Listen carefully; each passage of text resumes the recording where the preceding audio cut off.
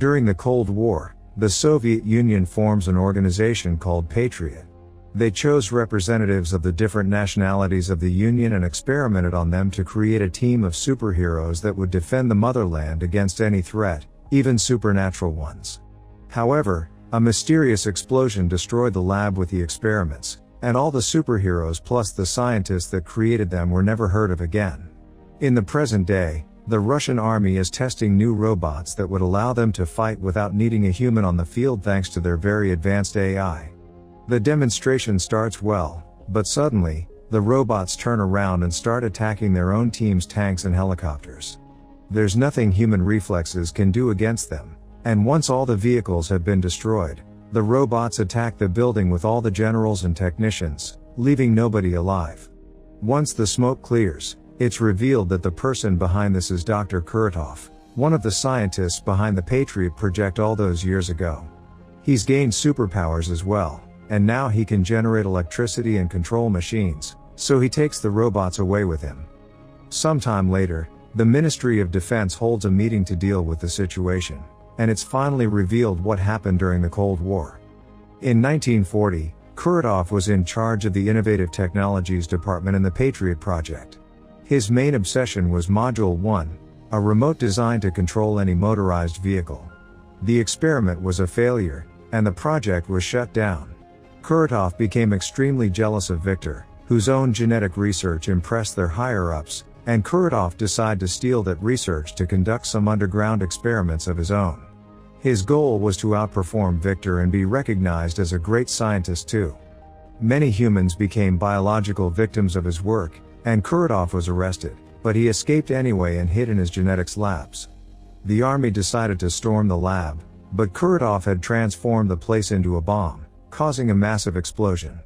They had thought he died there, but it turns out the chemicals released by the explosion altered his body and he became the Module 1 experiment he was obsessed with. To defeat him, they'll need to find the superheroes he made. Meanwhile, Kuratov is sneaking inside one of the many army warehouses to steal all vehicles and resources he can find. After the meeting, the Ministry of Defense decides they'll reopen the Patriot organization under the charge of Major Larina. She announces their superhero team will be called the Guardians and makes her people start researching any supernatural story they can find, be through rumors, viral videos, or tabloids. Once they have enough information, they begin traveling all over the place to find these superheroes, the first stop being in Armenia. In a hidden temple, Lur is living as a hermit, trying to leave his old life behind. When Larina approaches him to talk about the Patriot Project, Lur shows off his rock-controlling powers in a threatening way. He doesn't want anything to do with the Patriot Project because they played with him to then discard him, but he changes his mind when Larina informs him Kuratov is alive and Lur could get his revenge. Next, they travel to western Kazakhstan, where Khan is found meditating in the desert. When the agents approach him in armed vehicles, Khan activates his ghost powers, which allow him to move fast and undetected. He kills all the agents with his curved swords in seconds, and only stops when he sees Lur, who convinces him to join him for revenge. Their next stop is northern Siberia, where Asis is living in a cabin in the woods. As soon as she sees soldiers approaching, he transforms into his beast form and throws them all away, only calming down when he sees his old friends Lur and Khan. Asis wants revenge as well, so he accepts to join. The final trip is to Moscow, where Xenia has become a famous performer. She uses her powers to perform in a pool where she becomes invisible underwater. One evening after a show, she finds Khan in her dressing room and immediately attacks him, showing off her fighting skills. Khan uses his ghost powers to get out of the fight and urges Xenia to remember her old friends, but Xenia refuses to listen. Lur shows up as well and Xenia immediately attacks him too, starting yet another pointless fight that Lur wins because he was the one that taught Xenia her moves. Asis cuts in and explains to her that they're all loners with superpowers who haven't aged in 40 years, just like her. So even if she doesn't remember them, she could join their cause to find out who did this to her. In the meantime, Kuratov finishes creating his very own clone army to carry on his plan. The Guardians return to the Patriot headquarters, where Xenia explains what happened to her. Her first real memory is from 1978, when doctors found her near Sevastopol. Nobody could identify her, and she only knows her name thanks to an engraved ring she had with her. Doctors said her memories would come back with time, but so far it hasn't happened. When Xenia noticed she didn't age, she knew other people would notice too, so she decided to travel around. Her powers include invisibility in water, thermo-resistant skin, and controlling her body's temperature in all conditions.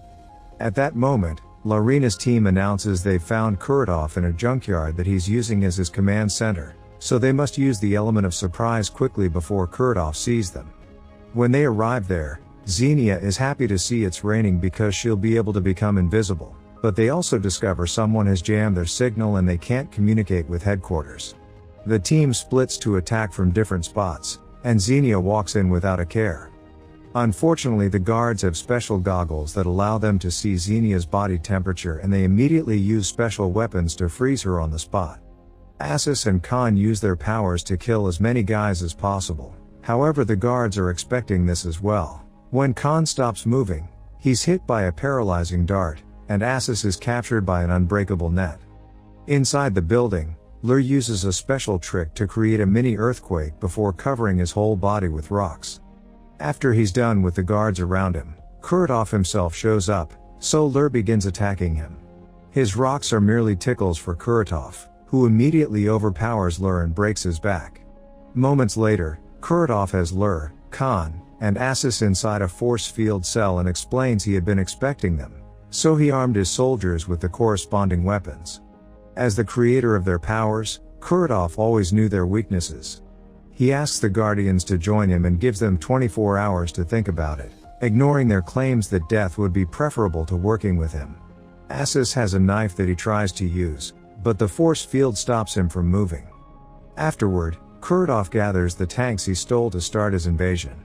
Soon the whole city becomes a war zone and the news reports chaos everywhere. They also talk about a stolen space transmitter and the army being completely useless against these attacks. It turns out Kuratov actually made a deal with a spy in the army that got him access to the warehouses and the soldiers that protected his base, and now he intends to use the space transmitter to start his Module 2 project. The plan is to connect the transmitter to the Ostankino Tower and the Federation Tower and send a signal to the Russian satellite, which in return will allow him to control every other satellite and therefore all technology on Earth. When Kuratov begins taking away the towers, his army spy complains because he had been promised things wouldn't get out of control, but Kuratov just kills him. Meanwhile, Larina rescues Lur and takes him back to headquarters. While he recovers, Lur tells Laren that when he passed out he had a vision of his daughter that reminded him of all the good time he had with her and his grandchildren.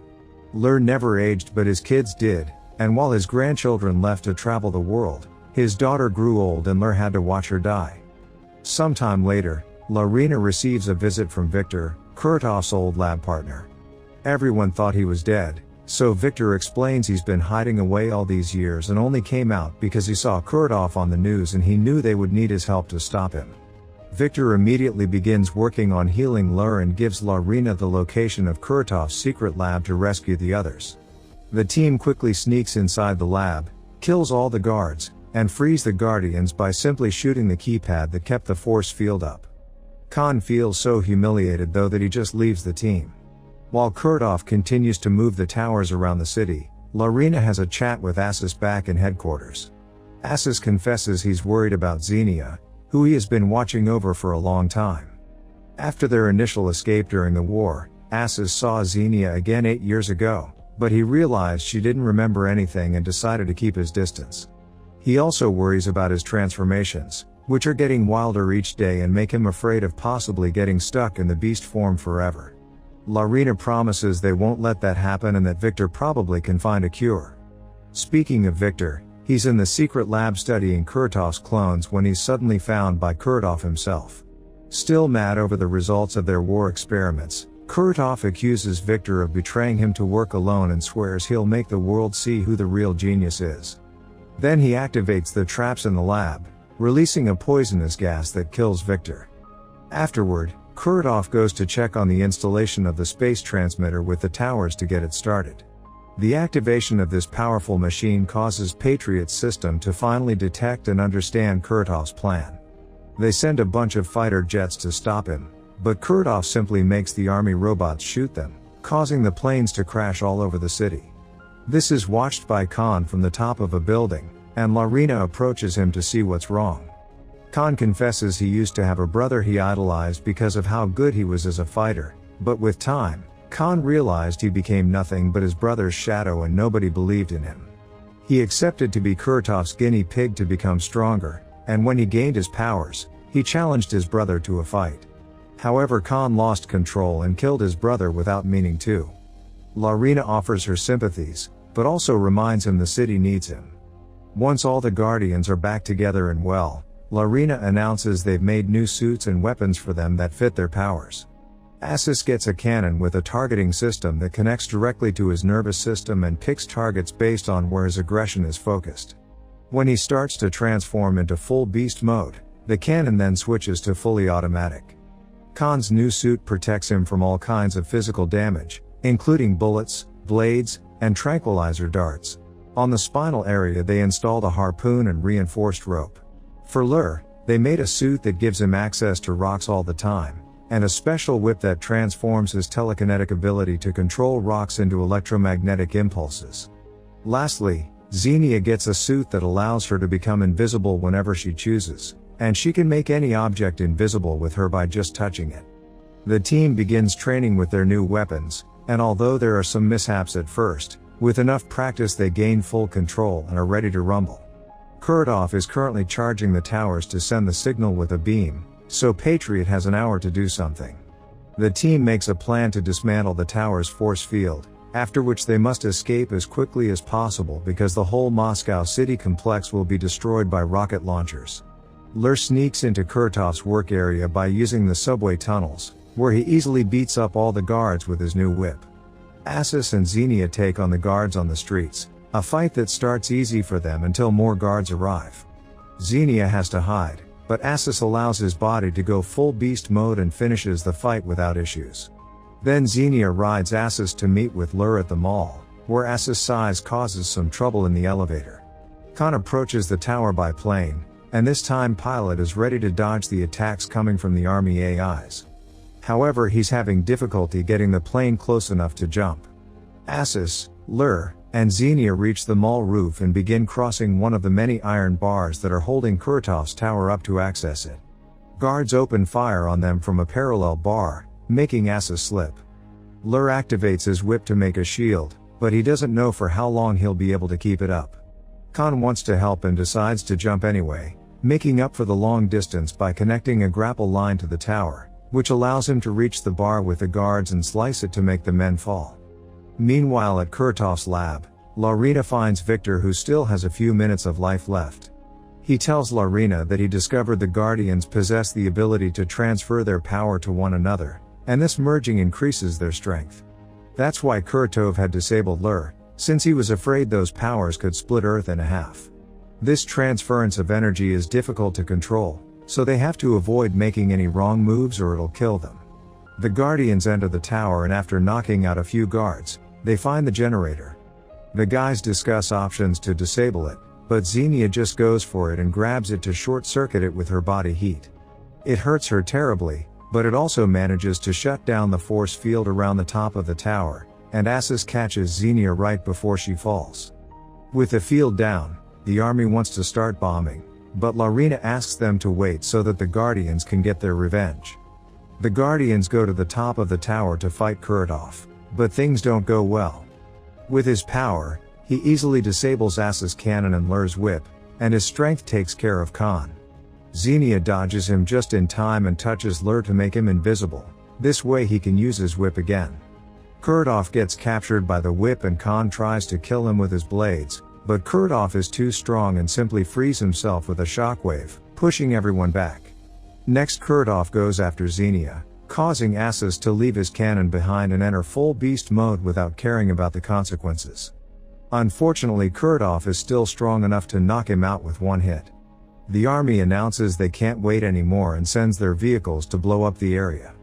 As soon as Khan sees a plane flying by, he connects his grapple line to it, then he connects all the Guardians to the line so they can be taken away. Kuratov notices this and uses his powers to make the plane lose control, prompting Khan to cut the line and release all the Guardians in the river before the plane crashes. At that moment the army finally launches its missiles, but Kurdov laughs and makes them explode in the sky before they can even reach him.